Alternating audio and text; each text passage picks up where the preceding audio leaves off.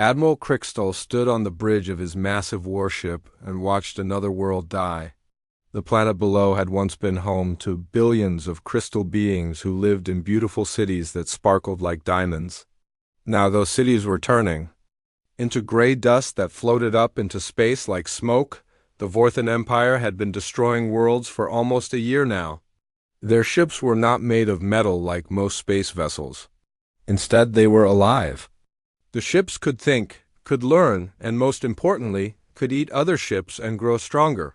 How long did they last? Crystal asked his second officer. 68 hours, Admiral, came the reply. Longer than most, but still no real challenge. Crystal nodded. The Crystal people had tried their best. They had energy weapons that could cut through solid rock. They had shields that could stop missiles. They even had ships that could move faster than light. But none of it mattered when facing the Vorthan Biodash ships. The Vorthan way of war was simple and perfect. First, they sent small scout ships to watch how their enemies fought. The bioships would study every weapon, every defense, every trick the enemy used. Then the real attack would begin. The Vorthan ships would arrive already knowing how to beat everything their enemies could throw at them. When the Crystal people fired their energy beams, the Vorthan ships simply grew new armor that could absorb the energy.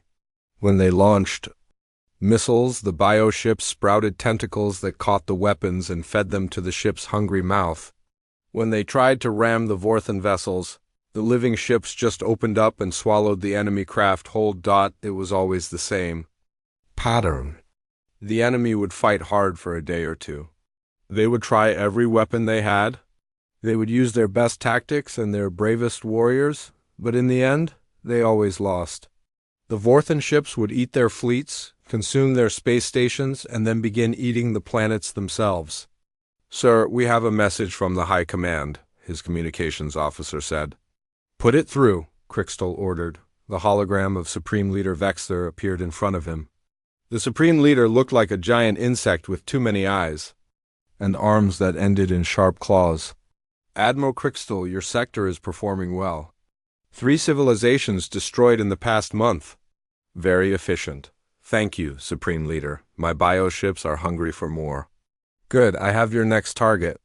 The hologram changed to show a small solar system with a yellow star.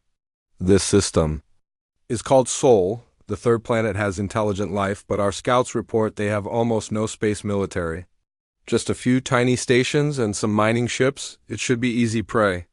Crystal looked at the data. The planet was called Earth by its inhabitants. They were a young species that had only recently learned to travel between planets. Their technology was primitive. They still used chemical rockets and nuclear power. Their weapons were simple: kinetic projectiles and basic energy beams. "How many ships do they have?" Crystal asked. "Perhaps a dozen combat vessels. Nothing that could threaten even our smallest scout ship. But the planet has over 7 billion inhabitants. Think of how much our ships will grow after consuming them all." Crystal smiled, showing rows of sharp teeth. "When do we begin?" "Immediately. Send your scouts first, as always. Learn their weapons and tactics, then crush them completely. I want this to be our fastest conquest yet." The hologram disappeared, leaving Crystal alone with his thoughts. He had been conquering worlds for the Empire for over 20 years. He had seen species that could control gravity, others that lived in pure energy, and some that could move through solid matter like ghosts. All of them had fallen to the Vorthan bioships. These humans would be no different. If anything, they would be easier than most. Their weapons were so primitive that his ships might not even need to adapt. The basic bio-armor that all Vorthan vessels grew naturally would probably be enough to protect against anything the humans could build. "Tactical Officer Zexqueen, prepare 3 scout ships for immediate deployment," Crystal commanded. "Yes, Admiral." "Which bioforms should they carry?" "Standard reconnaissance forms. We're not expecting any real resistance. Have them study the human weapons and report back within 48 hours. After that, we'll bring the main fleet and finish this quickly." The scout ships were beautiful in their own horrible way. They looked like massive sea creatures with tentacles that could stretch for miles. Their skin was covered in sensors that could detect any type of energy or matter. Inside their bodies, they carried smaller creatures that could analyze anything the scouts found. As the three scouts moved toward the hyperspace jump point, Crystal felt the familiar excitement of a new conquest. He had destroyed so many worlds that he had stopped counting after the first 100. But each new victory still gave him pleasure. The humans had no idea what was coming for them. They were probably going about their normal lives, working and playing and loving, completely unaware that their entire species would be extinct within a week. "Sir, the scouts have entered hyperspace," reported his navigation officer. "Excellent. Begin preparing the main fleet. I want every bioship ready for combat within 6 hours. Should we alert the feeding ships as well?" "Yes, this planet is heavily populated. We'll need extra capacity to process all the biological matter." Crystal walked to the large window at the front of his bridge and looked out at the stars. Somewhere out there, the human homeworld was spinning peacefully around its yellow sun. The humans had no idea that their world had already been marked for destruction. He had read the intelligence reports about Earth. The humans were a violent species that spent much of their time fighting each other. They had something called wars, where they would kill millions of their own kind over territory or resources or ideas. In many ways, they reminded him of the Vorthans before they had learned to work together as an empire, but their violence would not save them. Being good at killing other humans did not prepare a species for facing the bioships. If anything, it might make them easier targets. They would probably fight each other instead of working together against the real threat. "Admiral, we're receiving the first reports from our scouts," the communications officer announced. "Already? They just left. The Sol system is very close, sir." Less than 5 light years away. Crystal settled into his command chair, put the report on the main screen. The image of Scout Ship Alpha appeared. Its captain, a younger Vorthan, named Kolmesh, looked excited. "Admiral, we have reached the edge of the Sol system. The humans do have some orbital defenses, but they appear to be automated satellites with simple kinetic weapons. We've also detected one larger vessel near. The 4th planet, it appears to be a warship of some kind." Just one?" "Yes, sir. It's much larger than their other ships, but still primitive by our standards. Metal hull, chemical propulsion, basic weapon systems, nothing our bio-armor cannot handle easily." Crystal nodded. "Continue your observations. I want a complete analysis of their capabilities before we begin the main attack." "Understood, Admiral." "We will." The transmission cut off suddenly. The screen went black. "Communications? What happened to our scout?" I'm not sure, sir. We've lost contact with Scout Ship Alpha." "Technical malfunction? Unknown. Should I contact the other scouts?" Before Crystal could answer, another communication came through. It was Scout Ship Beta, and its captain sounded confused and frightened. "Admiral, Alpha is gone. The human warship It just opened fire without warning. No communication, no demands, nothing. It just started shooting." Crystal leaned forward. In his chair, this was unexpected. Most species tried to talk first. They would demand to know who the Vorthans were and what they wanted. They would try to negotiate or threaten or plead, but these humans had simply started shooting. "Captain, did Alpha have time to adapt to their weapons?" "No, sir. They used multiple weapon types simultaneously. Kinetic rounds, energy beams, explosive missiles, all at the same time. Alpha couldn't process the data fast enough." This was very strange. Most species used one type of weapon at a time. It made tactical sense to focus your firepower instead of spreading it around. "Continue observation from a safe distance," Crystal ordered. "Do not engage unless attacked." "Yes, sir." "But, Admiral, something else. The human ship, It's following us." Captain Hyensu stood in the middle of the bridge of the UES Defiant and watched the alien scout ship burn. The creature-like vessel was spinning out of control, leaking some kind of green fluid into space. It had tried to run after the first. Few hits, but his ship was faster. "Target destroyed, Captain," reported Lieutenant Ji Woo from the weapons station. She was young, maybe 25, but she could shoot better than anyone else in the fleet. Should I target the other two? Not yet, let them watch. Let them learn what happens when uninvited guests come to our neighborhood. The Defiant was not like other ships in the human fleet. Most Earth vessels were built for exploration or mining.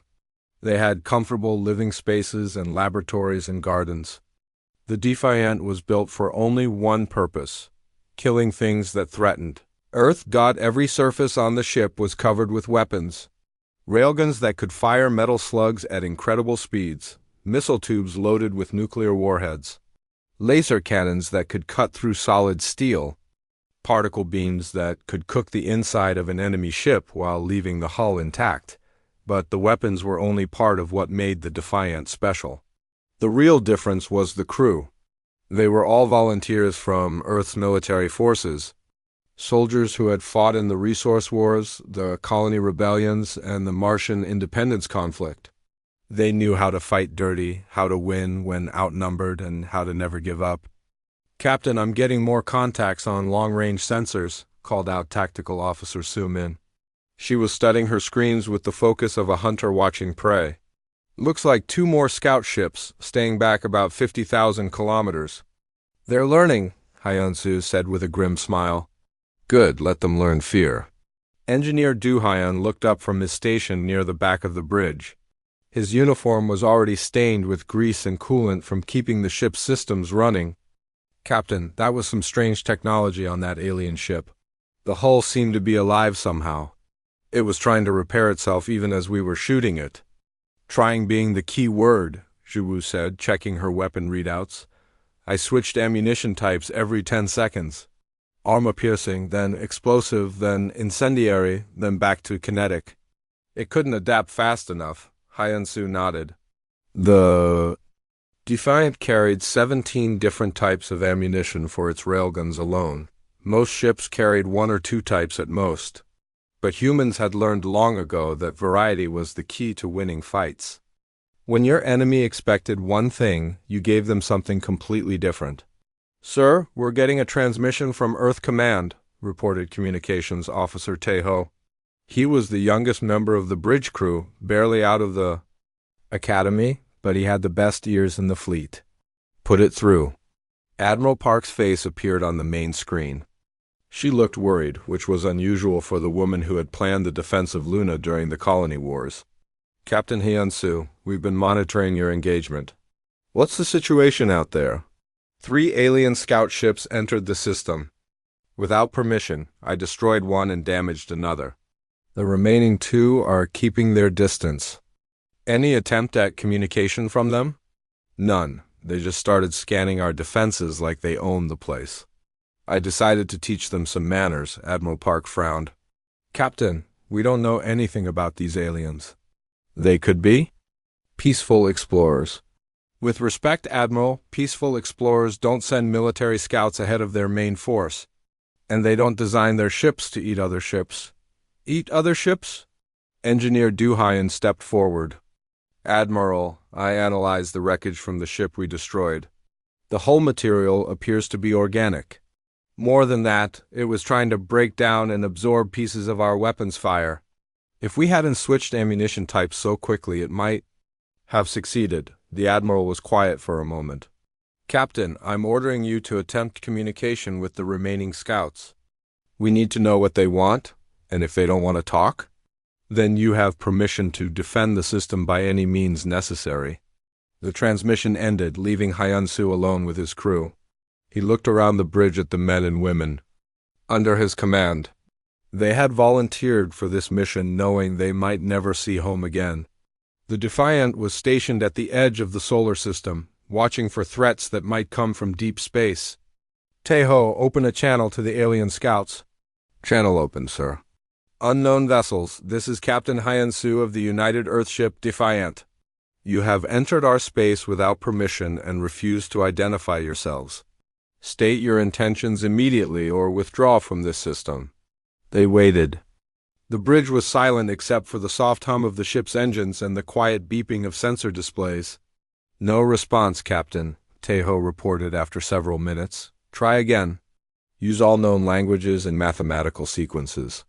Another few minutes passed, still nothing. Captain, Sumin called out, the scouts are moving. They're heading deeper into the system. Hyansu felt his jaw tighten. Intercept course. Maximum speed? Navigator Young-Ho's fingers flew over his controls. Course plotted, sir. We'll reach them in 37 minutes. Iwu, prepare all weapon systems. I want everything ready to fire the moment we're in range. Already done, Captain. Just give the word. As the Defiant accelerated toward the alien scouts, Hyansu thought about the ship he commanded. She was ugly compared to most Earth vessels. Where other ships had smooth curves and graceful lines, the Defiant was all angles and weapon ports. She looked like what she was, a weapon built by a species that had learned warfare the hard way. Humans had been fighting each other for thousands of years before they reached the stars. They had fought with sticks and stones, then swords and arrows, then guns and bombs, then lasers and missiles. Every war had taught them new lessons about how to kill and how to survive. Other species might have better technology or stronger ships, but humans had something more valuable: experience. They knew that, in a real fight, the winner was usually the one willing to be more violent than their opponent. 20 minutes to intercept, Young-Ho reported. Captain, I'm detecting energy buildup in the alien ships, Sumin said. Looks like they're charging some kind of weapon system. Of course they are. Jiwoo, target the lead scout. Fire when ready. Sir, we're still 15 minutes out of optimal range. I didn't ask for optimal range. I asked you to fire when ready. Jiwoo smiled. Firing now, sir. The Defiant's main railgun sent a stream of tungsten penetrators toward the alien scout at nearly 10% of light speed. At this range, it would take the projectiles several minutes to reach their target, but the aliens wouldn't see them coming until it was too late. Direct hit on the lead scout, Sumin reported. The ship is tumbling. Looks like we took out their engines. And the second scout? Turning back toward the system edge. Wait, it's changing course again. Now it's heading for Earth. Hyansu's expression went cold. Young-Ho, plot an intercept course for Earth. Best possible speed. Sir, at current velocities, the alien will reach Earth's moon in 6 hours. We won't catch them for at least 8. Then we'd better make sure someone's waiting for them when they get there. Hyansu turned to Taeho. Send a message to Earth Command. Tell them we have one alien scout heading for the inner system. Unknown intentions, but probably hostile. Recommend immediate alert status for all defensive platforms. Message. Sent, sir. Now send another message. This one goes to the alien scout. Sir? Tell them that if they approach Earth, we will destroy them. No negotiations, no warnings, no mercy. They have one chance to turn around and leave our system. And if they don't respond? Hyansu looked at the tactical display showing the alien ship racing toward his homeworld. Then we show them why humans have never been conquered. Medical Officer Yunji looked up from her station where she had been treating a crew member who had been burned during the first engagement. Captain, shouldn't we try to understand what they want first? Maybe they're just lost or confused. Doctor, in my experience, when someone breaks into your house with weapons drawn, their intentions are pretty clear. These aliens didn't come here to trade recipes or share cultural insights. They came here to scout our defenses. How can you be so sure? Because that's what I would do if I were planning to attack a planet. Send scouts first, learn about their weapons and defenses, then come back with enough force to overwhelm them. The bridge fell silent as everyone absorbed the implications of what their captain had just said. They weren't dealing with lost explorers or curious scientists. They were facing the advanced scouts of an invasion force. Captain, Sumin said quietly, if you're right about this, then we're probably looking at the beginning of a war. No. Hyansu replied, watching the alien ship continue its course toward Earth. We're looking at the end of one. These aliens just don't know it yet. Admiral Crickstall emerged from hyperspace, expecting to see a shattered human defense and his scout ships waiting with detailed intelligence reports. Instead, He found something that made no sense at all. The human warship was sitting directly in front of the hyperspace exit point. Not hiding behind a moon or asteroid, not running away to get help. It was just sitting there, waiting, like a single Volf facing down a pack of hunters. "Admiral, we're detecting 300 ships in our fleet," reported his tactical officer. "The human vessel appears to be blocking our path. One ship?" Crystal stared at the tactical display. "One ship is trying to stop our entire battle fleet?" "It appears so, sir. They're positioned directly in our approach vector to the inner system." Crystal had been fighting space battles for over 20 years. He had seen desperate defenses, brilliant tactics, and hopeless last stands. But he had never seen anything like this, a single enemy vessel positioning itself to challenge an armada. "Communications, are we receiving any transmissions from the human ship?" "Yes, Admiral. They're broadcasting on multiple frequencies." "Put it through." The bridge speakers crackled to life with a human voice speaking in accented galactic standard. "This is Captain Hyensu of the UES Defiant. You will withdraw from this system immediately, or we will engage." The bridge of Crystal's flagship fell silent. Several officers looked at each other in confusion. One ship threatening 300. It was either the greatest act of courage the Admiral had ever witnessed or the most insane. "Did they say, 'We will engage'?" asked the tactical officer. "I believe they did," Crystal replied slowly. "Communications, respond to their transmission. Channel open, sir." "Human captain, you are facing the full might of the Vorthan Empire. Surrender immediately and your death will be quick." The response came back without delay. "This is our space. You are not welcome here. Leave now or face the consequences." Crystal laughed. He couldn't help it.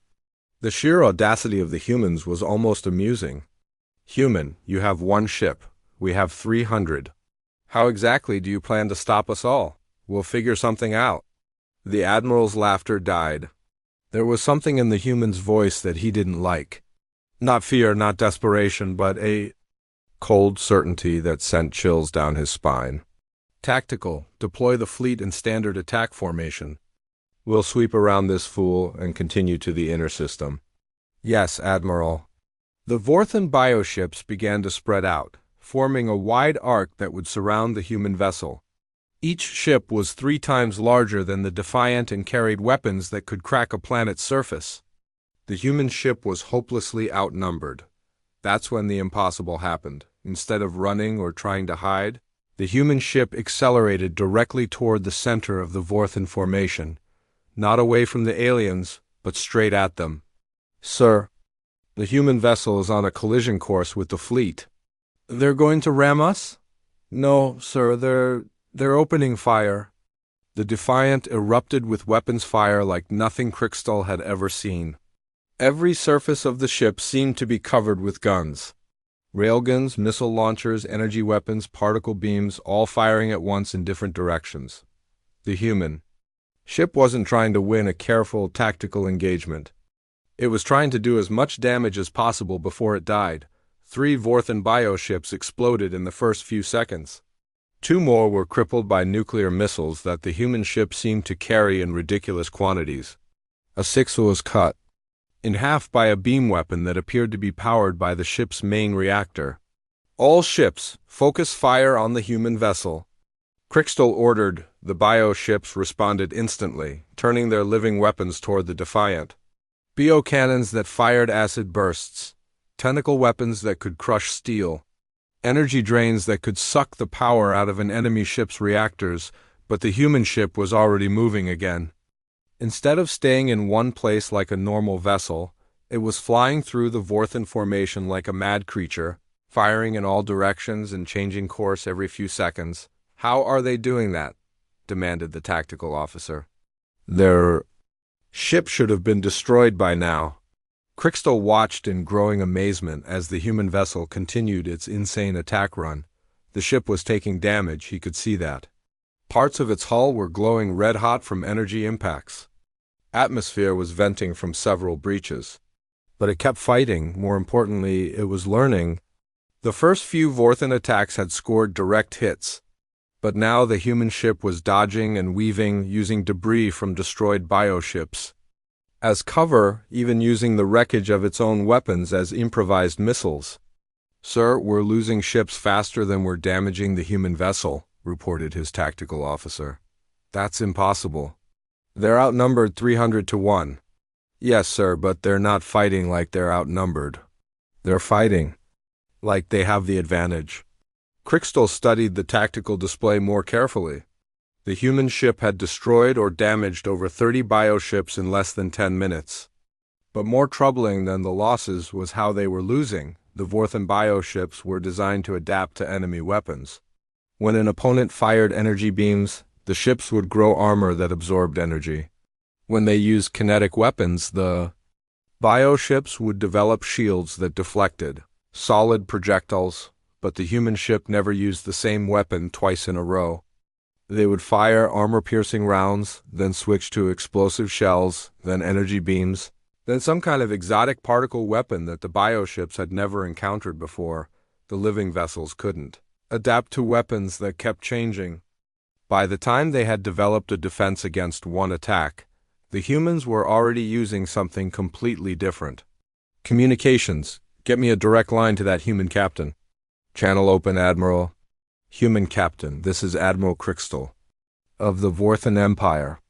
Your tactics are impressive, but you cannot win this battle. Surrender now and I will grant you an honorable death." The response came back immediately, but it wasn't from the captain. It was from someone else on the human ship, a woman's voice. "Admiral, this is Tactical Officer Sumin. Captain Hyansu is busy shooting your ships. He asked me to tell you that humans don't surrender. We also don't negotiate with invaders. If you want our system, you'll have to take it over our dead bodies. That can be arranged. We're counting on it." The transmission cut off, leaving Crystal staring at his tactical display in growing concern. The human ship had now destroyed 47 bioships and was showing no signs of slowing down. If anything, it seemed to be getting more effective as the battle continued. "Sir, the human vessel is broadcasting something on all frequencies," his communications officer reported. "What kind of transmission?" "It appears to be ... Duzik, sir.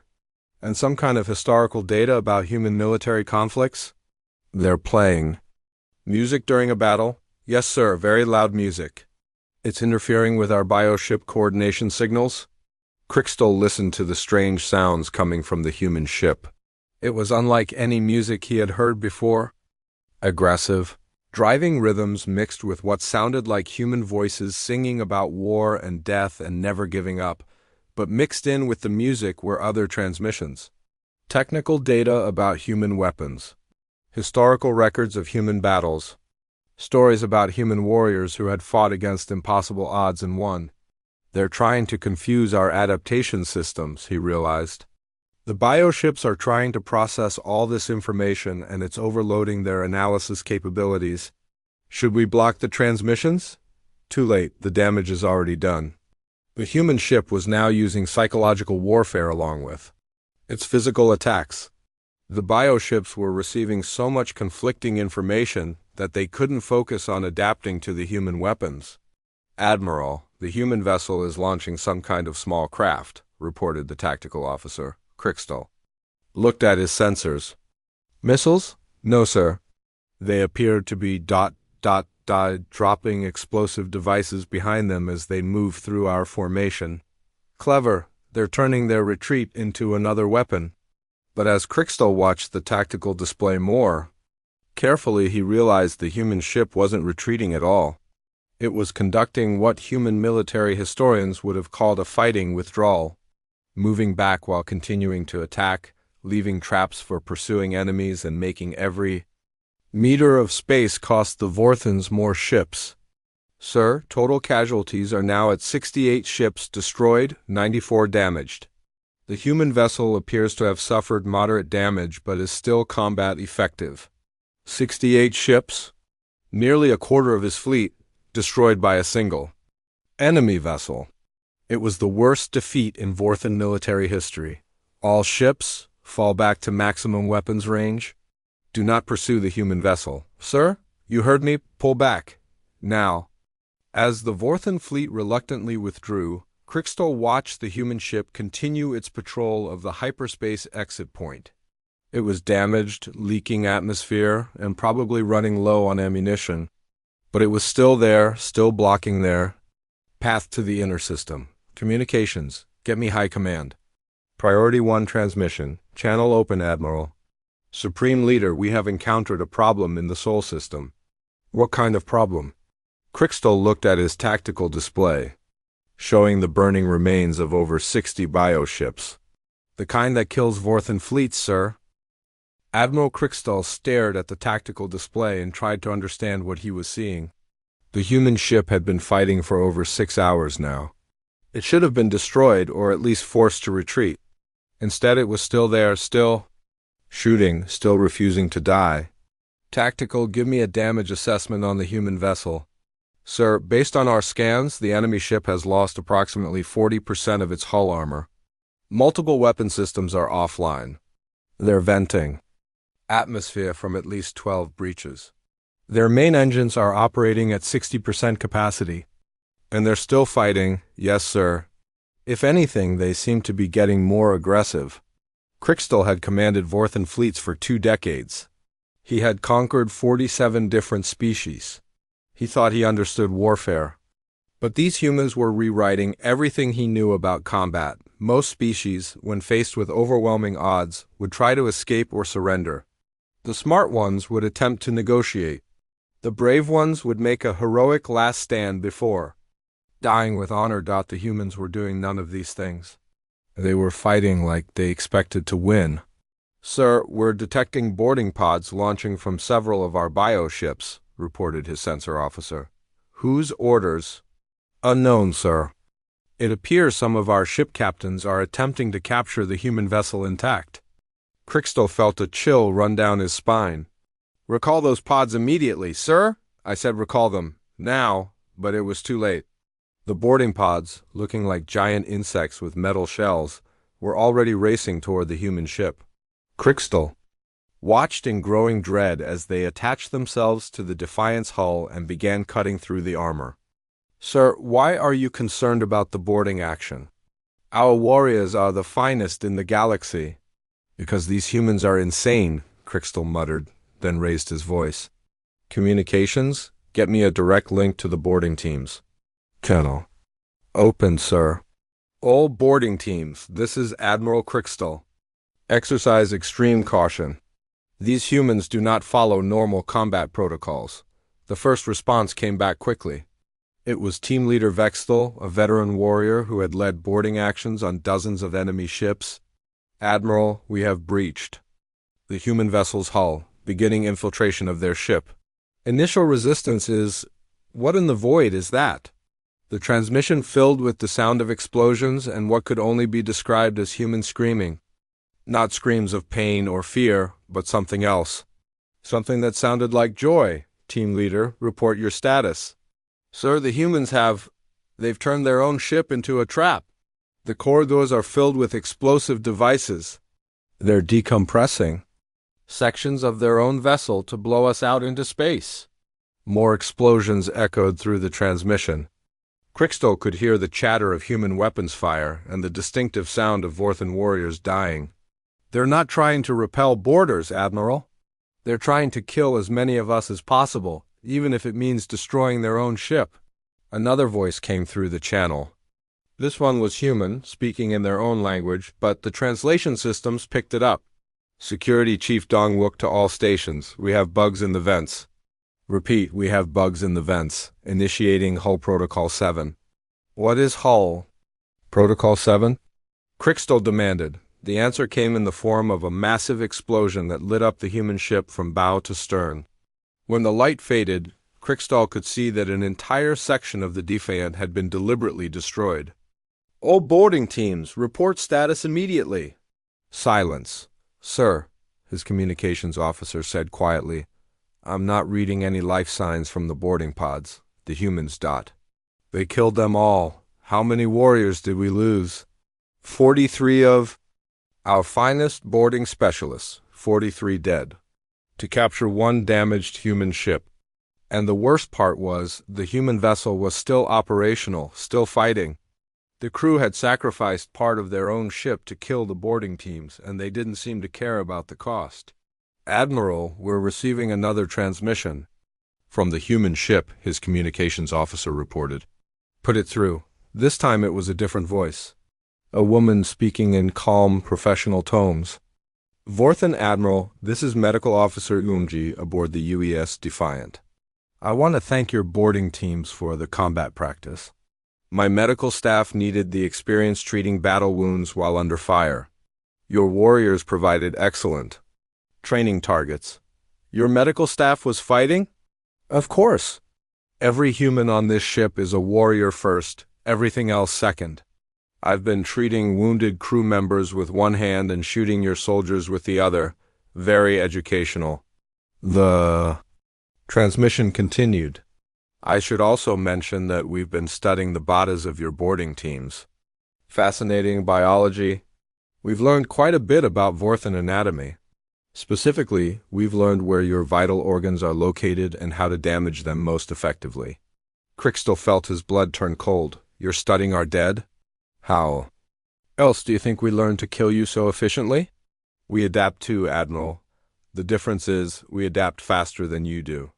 The transmission cut off, leaving the Vorthan bridge in stunned silence. "Sir," his tactical officer said slowly, "I'm beginning to understand why the human ship has been so effective against our bioships." "Explain." "Our vessels are designed to adapt to enemy weapons and tactics, but the humans, they're adapting to our adaptations. Every time our ships learn to counter one of their attacks, they develop a new one. They're out-evolving our biotechnology." Crixtal looked at the tactical display again. The human ship was still there, still fighting after hours of continuous combat. "How is that possible?" "Sensors. I want a detailed scan of the human vessels." "Power systems." "Yes, sir. Scanning now." A pause. "Sir, this is very strange. The human ship appears to be operating multiple backup power systems, but they're not standard fusion reactors." "What are they?" "I'm reading what appears to be improvised power sources. They seem to be burning their own furniture and equipment to keep their weapons running." "They're burning their furniture?" "Yes, sir, and their food supplies." "And what appears to be some kind of alcoholic beverages. Anything that can produce energy, they're feeding it into their power systems." Crixtal stared at the display in growing amazement. The humans were literally burning everything they owned to keep fighting. Most species would have surrendered the moment their main power systems were damaged. These humans were tearing apart their own ship to feed their weapons.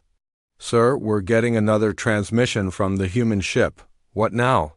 "It's not from their command crew, sir. It appears to be from their engineering section." "Put it through." A new voice came through the speakers. This one sounded tired but determined. "Vorthan ships, this is Engineer Duhayan. I wanted to let you know that we've been studying your biotechnology. Interesting stuff. Living ships that can repair themselves and adapt to different attacks." "What is your point, human?" "My point is that we've figured out how your ships work. And more importantly, we've figured out how to break them permanently. That's impossible." "Our bioships can adapt to any weapon." "Any conventional weapon, yes, but we're not conventional. We're human." The engineer's voice took on an almost cheerful tone. "You see, we've been analyzing the biomatter from the ships we've destroyed. We've learned that your vessels have one critical weakness, which is, they're alive. And everything that lives can be poisoned." Before Crixtal could ask what that meant, alarms began sounding throughout his flagship. His bioship was writhing in what appeared to be pain. "Sir, something is wrong with our vessel," his engineering officer reported. "The biosystems are showing signs of contamination." "What kind of contamination?" "Unknown, sir. It's spreading through the organic components of the ship." Crixtal looked at his tactical display and saw the same thing happening to other bioships in his fleet. They were all showing signs of system failure. "The humans," he whispered. "When we destroyed their weapons, when our ships absorbed the debris, they poisoned us." "Sir?" The human weapons weren't just trying to destroy our ships. They were designed to be absorbed by our biotechnology. And when our ships ate them, the engineer's voice came through the speakers again. "You're welcome to keep fighting, Admiral. But I should mention that the poison will take full effect in about 30 minutes. After that, your bioships will start shutting down permanently." "You're bluffing, am I? Check your bioship's digestive systems. I think you'll find them very interesting right about now." Crickstall's engineering officer was already running diagnostics. His face went pale as he read the results. "Admiral, the human is correct. Our bioship is dying. All of them are dying. The contamination is irreversible." For the first time in his military career, Admiral Crickstall felt something he had never experienced before: genuine fear.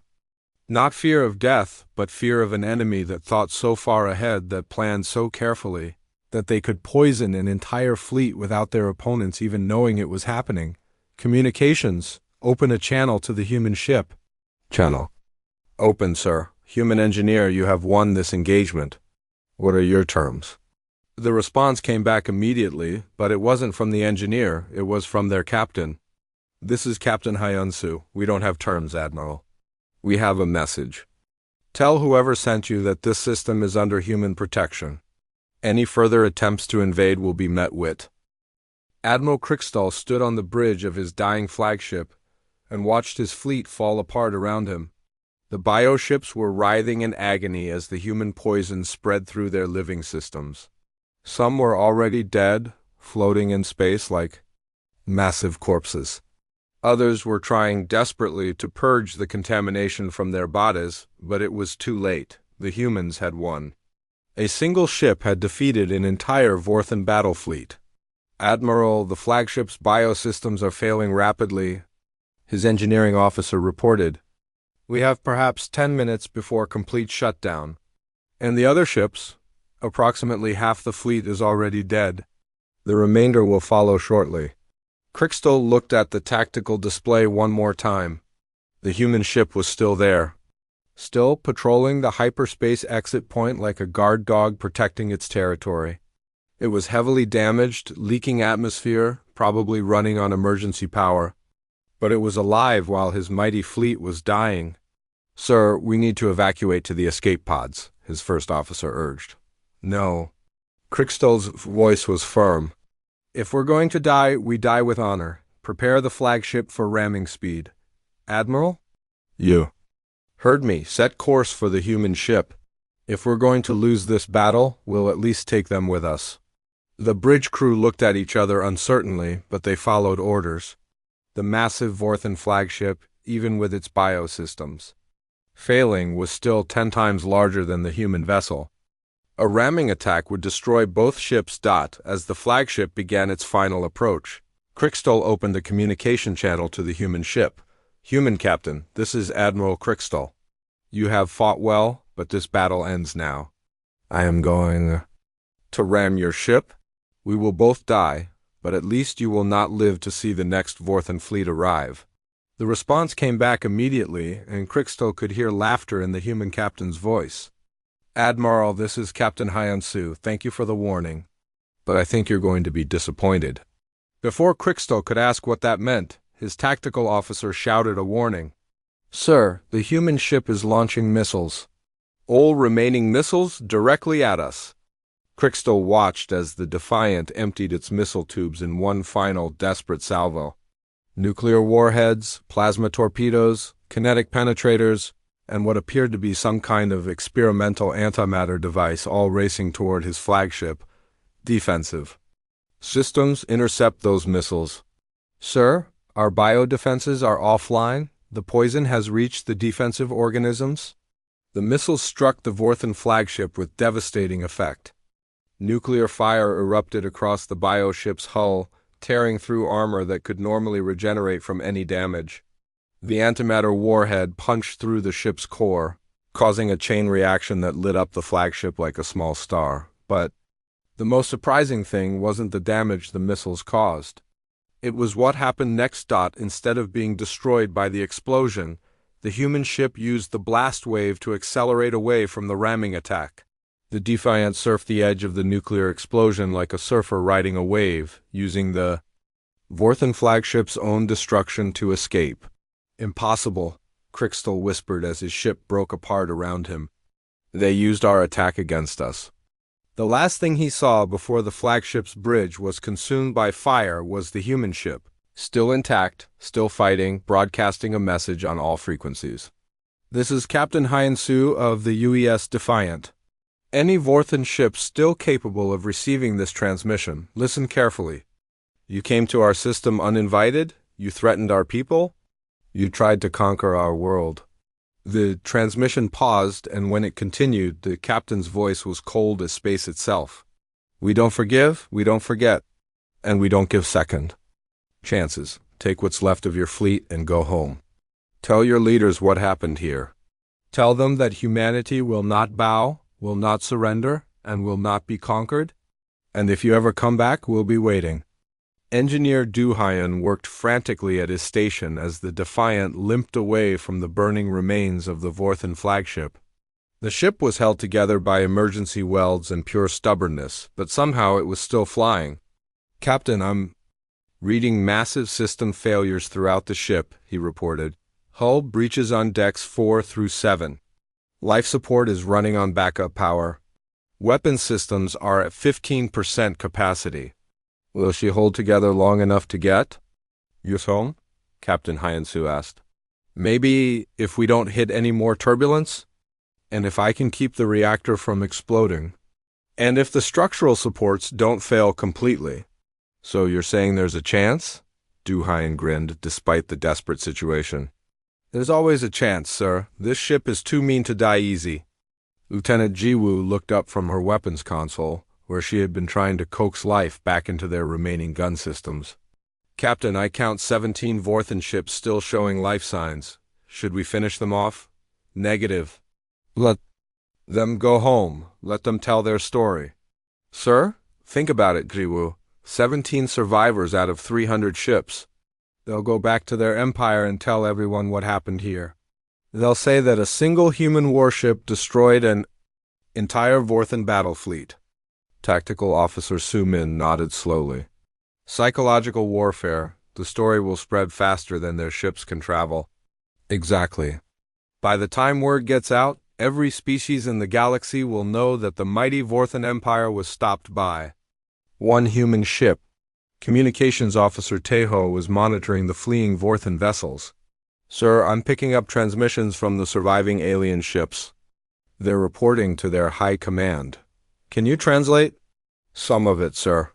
They're describing our tactics, our weapons, what they're calling our insane fighting spirit. They're recommending that the Vorthen Empire avoid human space entirely.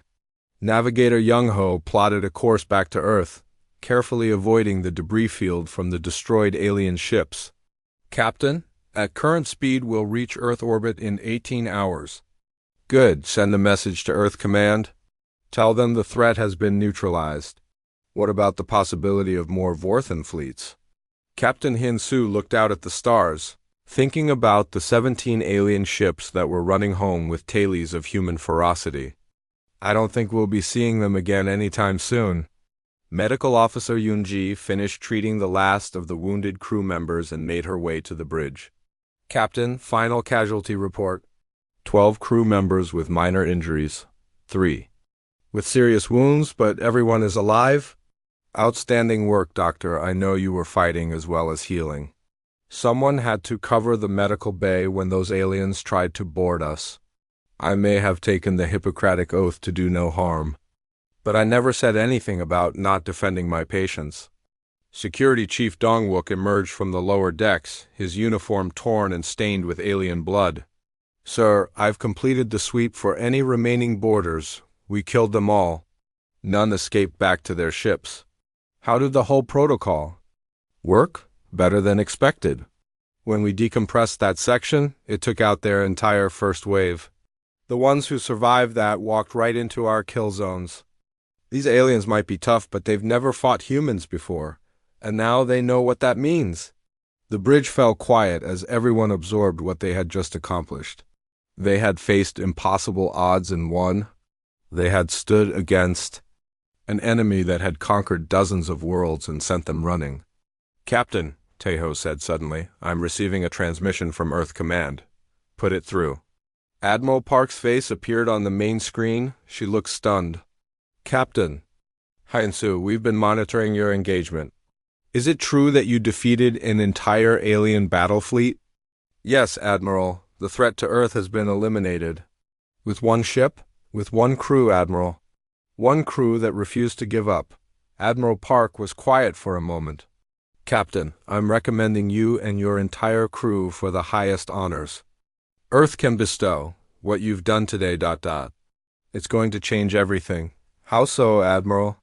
"Word of this victory is already spreading through our intelligence networks. Other species are going to hear about this. They're going to know that humanity can't be conquered, can't be intimidated, and won't back down from a fight." Captain Hyansu looked around his bridge at the men and women who had made this victory possible. They were exhausted, wounded, and operating on nothing but determination and caffeine. But they had won. "Admiral, if other species want to test our resolve, they're welcome to try. We'll be ready for them." "I have no doubt you will be, Captain. Bring your ship home. Earth is proud of you." The transmission ended, leaving the crew of the Defiant alone with their thoughts as they limped back toward Earth. "Sir," Duhayan called out, "I hate to be the bearer of bad news, but I don't think this ship is going to be flying again anytime soon." "Maybe not ever. That's okay, engineer. She's done her job." She held the line when it mattered most. Ji Wu looked up from her weapons console. "Captain, do you really think the Vorthans won't come back?" "They might. But if they do, they'll come. Knowing what they're facing, they'll know that humans don't surrender. They'll know that we fight dirty, that we adapt quickly, and that we'd rather die than submit. And if they decide that knowledge makes us too dangerous to leave alive," Captain Hyansu smiled grimly, "then we'll show them that one human warship was just the beginning." As the Defiant continued its journey home, the 17 surviving Vorthan ships jumped. 3 months after the Battle of Sol, the galaxy was a very different place. Supreme Leader Vexther of the Vorthan Empire sat in his throne room deep beneath the surface of the Vorthan homeworld, reading reports that should have been impossible. Rebellion after rebellion was breaking out across the Empire. Species that had been conquered and subdued for years were suddenly rising up against their Vorthan overlords. "How many systems are in revolt now?" he asked his intelligence chief. 47, Supreme Leader, and the number is growing daily, all because of one human ship. "The story has spread beyond our ability to contain it, sir." Every conquered species has heard about the Battle of Sol. They know that the mighty Vorthan Empire was defeated by a single enemy vessel. Vexler crushed the data tablet in his clawed hand. The Battle of Sol was supposed to have been a minor conquest, a simple addition to the Empire's growing territory. Instead, it had become the spark that ignited a galaxy-wide rebellion. "What about the survivors from Admiral Crixtol's fleet? Can we silence them?" "It's too late, sir. Their reports have already been distributed throughout the Empire, and even if we eliminated them, the damage is done. The rebels are using human tactics now." "Human tactics?" "Unpredictable attacks, constantly changing strategies, and most concerning of all, they fight like they would rather die than surrender. Just like the humans did." Vexler stood up from his throne and walked to the great window that looked out over his capital city. In the distance, he could see smoke rising from areas where the local population was rioting against Vorthan rule. "What do we know about this human captain, this Hyansu?" "Very little, sir. Our intelligence networks have tried to gather information about Earth's military, but the humans have been surprisingly effective at blocking our spy efforts." "How effective?" "Sir, we've lost 17 intelligence operatives trying to infiltrate human space. They seem to detect our agents almost immediately." "And their military buildup?" The intelligence chief hesitated. "That's the most concerning part, Supreme Leader. According to our long-range sensors, the humans are building more ships. Lots more ships. And they're all based on the design of the vessel that destroyed our fleet. Across the galaxy in a small star system that most species had never heard of before the Battle of Sol, Captain Hyan-Soo stood on the bridge of the UES Defiant II and watched the construction of humanity's new defense fleet. The original Defiant had been too damaged to repair, but her sacrifice had not been in vain. Earth's shipyards were now working around the clock to build an entire fleet of Defiant-class warships. Each one was an improvement on the original design, incorporating lessons learned from the battle with the Vorthons. Captain Earth Command is requesting a status report on the new fleet, reported Communications Officer Taeho. He had been promoted and given his own ship command, but had requested to stay aboard the Defiant II. Tell them we now have 23 Defiant-class ships operational, with 15 more under construction, Hyan-Soo replied. And the crews? Every ship is crewed by volunteers from Earth's military forces. Veterans of the Resource Wars, the Colony Rebellions, and survivors from the original Defiant. They all know what they're signing up for. Lieutenant Ji Woo now, promoted to commander and serving as the fleet's weapons coordinator, looked up from her tactical displays. Sir, we're receiving reports from our intelligence networks. The Vorthon Empire is falling apart. How so? Rebellions on dozens of worlds. Some species are even forming their own defense fleets, using human tactical manuals that somehow got leaked to them. Hyan-Soo smiled. Somehow got leaked, you say? Yes, sir. Complete accident, I'm sure. The truth was that Earth Command had been quietly distributing human military knowledge to any species that wanted to resist. Vorthon rule, battle tactics, weapon designs, and most importantly, the philosophy that no enemy was too strong to defeat if you were willing to pay the price.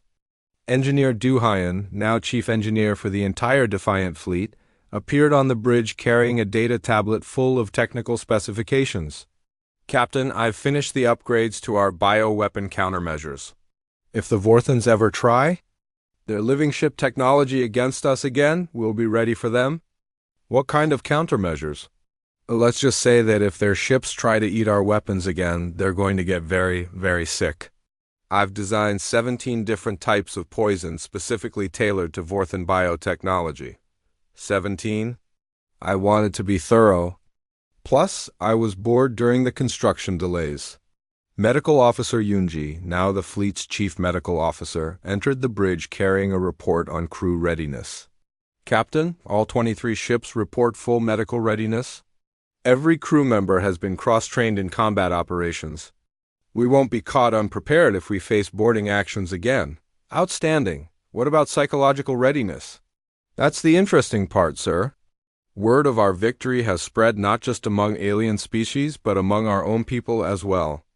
We have more volunteers for fleet service than we have ships to put them on. Navigator Young-ho looked up from his station where he had been plotting patrol routes for the new fleet. Sir, I've been thinking about our next moves. The Vorthon Empire is collapsing, but that leaves a lot of dangerous territory undefended. Your point? Maybe it's time for humanity to expand beyond the Sol system, not as conquerors but as protectors. There are a lot of species out there who could use our help. Captain Hyan-Soo considered this. The original Defiant's mission had been to defend Earth. But now Earth was safe, protected by an entire fleet of warships that no sane enemy would challenge. Perhaps it was time to think bigger.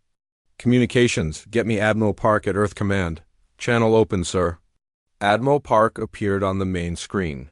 She looked older than she had 3 months ago, but there was a satisfaction in her eyes that hadn't been there before. Captain Hyan-Soo, I was just reviewing your fleet readiness reports. Very impressive. Thank you, Admiral. But I have a proposal for you. I'm listening. The Vorthon Empire is falling apart. There are dozens of species who are free for the first time in years, but they're defenseless against other threats. What if we offered them protection? You mean expand our defense commitment beyond Earth? I mean establish humanity as the galaxy's peacekeepers. Not as rulers, but as protectors?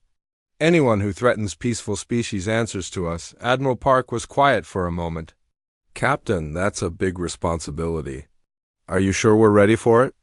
Admiral, 3 months ago, one human ship defeated an entire alien battle fleet. Today we have 23 such ships, with more coming online every month. Our crews are volunteers who have proven they'll fight to the death rather than surrender. And if we encounter threats bigger than the Vorthan Empire? Then we'll build bigger ships and train better crews? That's what humans do, Admiral. We adapt, we overcome, and we never give up. The transmission paused as Admiral Park consulted with her staff. When she returned, she was smiling. Captain, Earth Command approves your proposal. You are hereby authorized to expand the Defiant Fleet's mission to include protection of peaceful species throughout this sector of the galaxy. Understood, Admiral. We won't let you down. I know you won't, but Captain? Yes, ma'am? Try not to start any more galactic rebellions. The diplomatic corps is still trying to sort out the mess from the last one. The transmission ended, leaving Captain Hyunsu alone with his thoughts. Through the bridge windows, he could see the other ships of the Defiant Fleet conducting training exercises. Each ship was crewed by men and women who had volunteered to defend not just their own world, but any world that needed protection.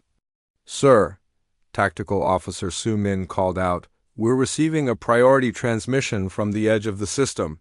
Source? Unknown, sir. The ship appears to be of Etherian design. The Etherians were one of the species the Vorthans had conquered early in their expansion. Their crystal cities had been among the first to fall to the bioships. Put it through. The main screen flickered to life, showing a crystalline being that sparkled with internal light. When it spoke, its voice sounded like wind chimes. Human. Ship, this is Crystal Singer Velteran of the Free Etherian Fleet. We come seeking the warriors who defeated the Vorthan Empire. This is Captain Hyunsu of the UES Defiant 2. What can we do for you? Captain, our people have rebuilt 3 of our worlds since the Vorthans were driven away. But we face new threats. Scavenger fleets are trying to claim our territory now that the Empire has collapsed. And you want our help? We want to learn, Captain. Learn how to fight like humans. Learn how to say no to those who would conquer us and make it stick? Captain. Hansu looked around his bridge at the crew members who had become legends throughout the galaxy. They had started as defenders of one world, but their victory had inspired an entire galaxy to stand up against oppression. Crystal Singer Velteran, humanity would be honored to help you defend your worlds. But I should warn you, fighting like humans comes with a price. What price? You have to be willing to do whatever it takes to win. You have to adapt faster than your enemies. And most importantly, you have to never, ever give up, no matter how bad things look. The Etherians' crystalline features seemed to glow brighter. Captain, our cities were destroyed, our people scattered across the galaxy, and our fleets.